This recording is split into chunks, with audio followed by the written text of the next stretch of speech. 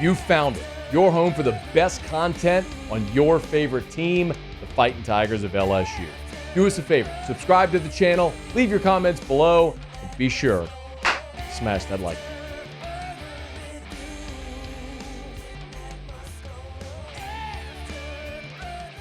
We are going to start this show with me being abundantly clear how I feel about a certain topic that I think is going to continue to develop over the next several days, maybe even weeks.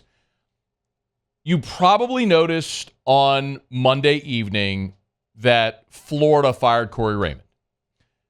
Our buddy Edgar Thompson from the Orlando Sentinel broke the news, tweeted it out last night. The Gators are parting ways with Cory Raymond and Sean Spencer after Florida's 5-7 season. Just a quick sort of recap of this situation. When Brian Kelly was hired in 2021, the only staff member he retained was Brad Davis as the offensive line coach. You remember that. A lot of really good, long-standing coaches were let go.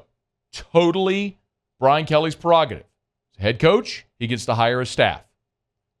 With the benefit of hindsight, we can look back, and as a matter of fact, remember T-Bob and I were doing our podcast at the time, and we went position by position of the staff changes, and there were two where we looked at the time and said, I don't like that. One of them was firing Greg McMahon to bring in Brian Polian at special teams coordinator, and two was letting Cory Raymond go and bringing in Robert Steeples to coach the cornerbacks.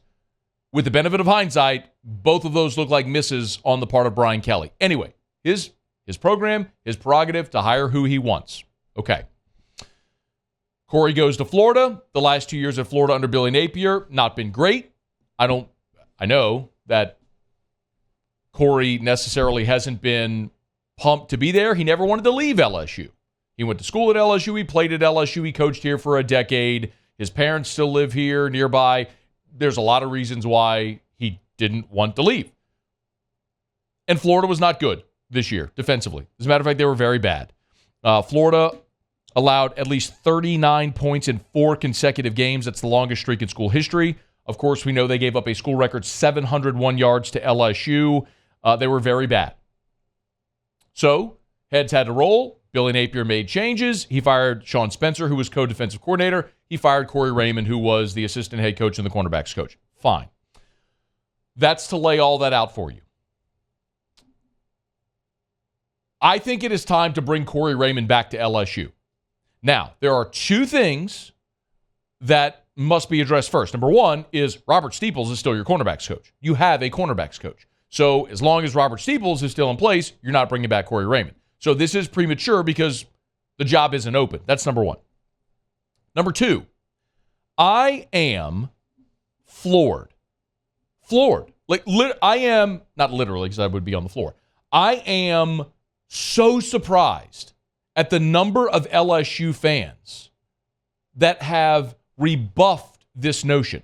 Seriously, I'm not joking here. Somewhere, somehow along the way, this narrative started among LSU fans that Cory Raymond was to blame for the erosion of LSU's secondary or defense, and I, for the life of me, have no clue where that started. I don't read message boards. I don't watch the news at night. I don't listen to other people's podcasts or shows. I create a bunch of content all day. I don't consume other people's content, so I have no idea where this started. It's not to say other shows and things aren't good. It's just how I live my life. You do you. But what I know is that a whole bunch of LSU fans didn't think of this all independently of each other. There's a fan echo chamber, and every fan base has it, and that's what's happening here. Somewhere, somebody started this notion that Cory Raymond was to blame for the erosion of LSU's defense, and it's patently absurd. It's stupid. It's wrong and dumb. I want to run through some things, okay? First and foremost, from 2012 to 2021, Cory Raymond was unanimously celebrated by LSU fans as the godfather of DBU. And I understand. Go back to 2003, Corey Webster, Travis Daniels. Nick Saban recruited a lot of other really good defensive backs that came through over those years. You could look at LaRon Landry. Stelz became an All-American. You had Chevis Jackson. A lot of great players. When Corey got it, obviously, when Ron Cooper was here, you got Pat Pete come through. Frank Wilson was responsible for getting Tyrann Mathieu, who was a no-star, and by the time he got to LSU, he was a 4-star. Yes, LSU is very good. The decade where LSU became known as DBU was him. It was Corey. He identified the best players. He recruited like hell, got them to campus. They all came here to play for him. Okay? During that time, 7 first-team All-Americans. Eric Reed, Jalen Mills, Jamal Adams, Tre'Davious White, Greedy Williams, Grant Delpit, Derek Stingley. You had 16 defensive backs drafted. 4 in the first round, 5 in the second round. I, for the life of me, cannot even fathom how some of you are arguing that he was in any way responsible for LSU's erosion. You want me to run through the list of defensive backs that Cory Raymond brought here?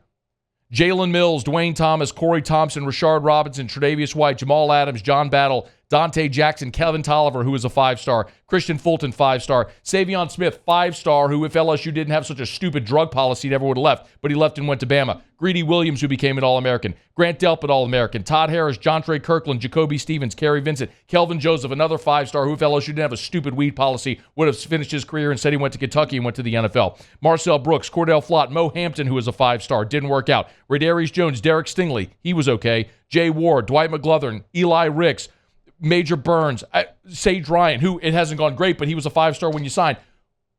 What are you missing? Those of you who are pushing back against the possibility of this happening. I want to be very clear. If you're the one sitting there talking about the erosion of the program, Corey quit recruiting. Let me remind you this. In 2019, you signed Cordell Flott, Radarius Jones, Mo Hampton, 5-star, Derek Stingley, 5-star, and Jay Ward, who ended up having a hell of a career. Those are the 5 defensive backs you signed in 2019. A year later in 2020, you get Eli Ricks, the number 1 cornerback in the country, Dwight McGlothern, who was awesome while he was here, and you also signed Jordan Tolles, got caught in a logjam at safety. Then in 2021, his last class, you loaded up again, primarily at safety. You brought in Major Burns via the porter, Derek Davis, Sage Ryan, who's a 5-star, Matthew Langlois, who was a local kid. You brought in Demarius McGee as well. Long, ragey corner, who they were going to develop. How in the world can you tell me he stopped recruiting? How in the world can you tell me he's responsible for the erosion of the talent? You had a head coach that drove the program into the ground, got fired, the entire staff got laid off, and a bunch of players left. Eli Ricks left because he had 0 NIL deals here. He was the 5-star number 1 corner in the country, had $0 in NIL, had an opportunity to go to Bama after the staff got fired, left. Don't blame him. Dwight McGlothern, left. Staff got fired. The coach he committed to, left. Got fired. Left. How is that his fault?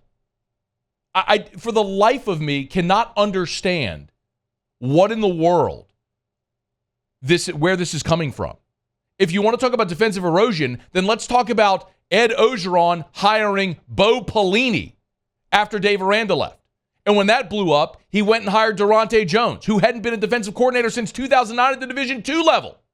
If you're sitting here today blaming the cornerbacks coach for the defensive erosion, then why today are so many of you blaming Matt House and not Robert Steeples? Similarly, if you're blaming Cory Raymond for the defensive issues at Florida, why aren't you blaming the defensive coordinator if you're blaming Matt House for the issues here? Listen, if you are a position coach, your primary job on the day-to-day is to teach talent and technique. And you never forget how to teach technique. My God, LSU brought in Pete Jenkins to coach the defensive line this year. Why? Technique. You think Corey's forgotten how to backpedal and flip his hips and play the ball? Y'all, the bottom line is you don't have players and your scheme was awful. Let me ask you a question. What is easier to find? A coach or a roster full of dudes? You know the answer. Give me the guy that has proven over more than a decade that he can get you dudes, which you have none of right now. Like literally 0 dudes in your secondary. I'm looking at LSU's roster right now, and I don't know if there's a single player in the secondary that is a draftable NFL player today. Maybe some of the freshmen develop into that, we'll see. But none of them look like draftable NFL players right now. You know who spent his whole career finding the best talent and getting him to campus? Cory Raymond. Why? Why is anybody pushing back against the notion of him coming back to Baton Rouge? He wants to come back to LSU. You need someone who can recruit dudes on your roster. He's done it. You think he forgot how to recruit 2 years in Gainesville? Have you looked at Florida's class? I understand that this ain't going to get resolved today because LSU still has a cornerbacks coach. And Brian Kelly's going through staff evaluations. Some guys are going to lose their job. You can't be as bad as LSU was defensively this year and keep everything the status quo. I don't know who's going to get fired, but guys are going to get fired. And if you have the opportunity to bring Cory Raymond back to LSU, you find room on your staff for that guy. And anybody, wherever that narrative is starting, wherever it is starting, and if you are one of those people falling in line, hopefully this has helped remove the blinders. Because however that stupidity got started, that somehow Cory Raymond was responsible for LSU's defensive erosion, is one of the dumbest fan echo chamber narratives I have ever heard. And I've been doing this job a long time. And I hate hyperbole, but this is a man who for a decade built LSU into what we all unanimously celebrated as DBU. And you think he just forgot how to go recruit great players? Where is that stupidity coming from? And it's all over. I'm looking at my Twitter. All the Twitter mentions for people. It's 50-50. Half of you want him back. Half of you, no, he's washed. He's wasted. He's awful. Like, what are you talking about? Give me a guy that will get the best players at that position to campus. Ain't nobody better. I defy you. I challenge you. Anyone to try to come at me with some logical explanation as to why you wouldn't want that guy back at LSU. Stunning to me. I was so stunned when I saw that news from Edgar Thompson last night, and I looked at the Twitter responses coming in. I was floored by how many LSU fans have somehow, some way convinced themselves that he was the problem. No, brother. The biggest mistake that Brian Kelly made when he got hired was letting this dude walk out the door and letting Kerry Cooks and Robert Steeples coach the defensive backs. Because that is why you had players leave, and that's why you've gotten no new players at that position. Bring him home now. Hey, thanks so much for watching. Please leave your comments. I love to interact, and be sure to hit the red subscribe button below.